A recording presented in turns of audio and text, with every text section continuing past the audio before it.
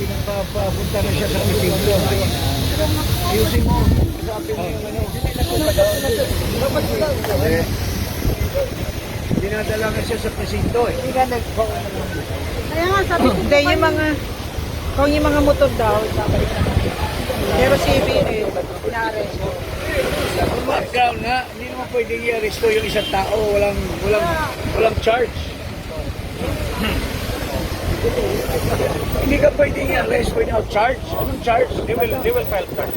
Anong charge ka? Anong charge? Basically, ang order is, kailangan may makulong at may maaresto. Yun lang. On what ground? Kaya nga, wala. Kailangan lang may mangyaring gano'n. My lawyer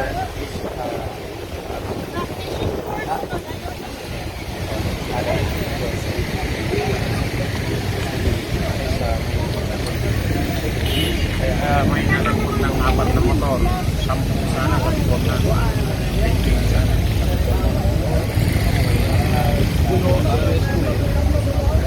Ano lang, text na lang tayo. Sige.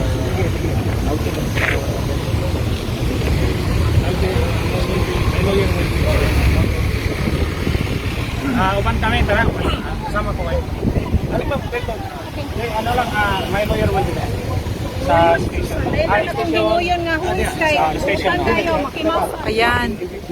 Aarestuhin nila si Sir June Ebines sa hindi natin alam kung anong ikinakaso sa kanya. I need to kausapin ko kasi yung mga Tapos kinuha nila yung mga DRT riders, yung mga motor.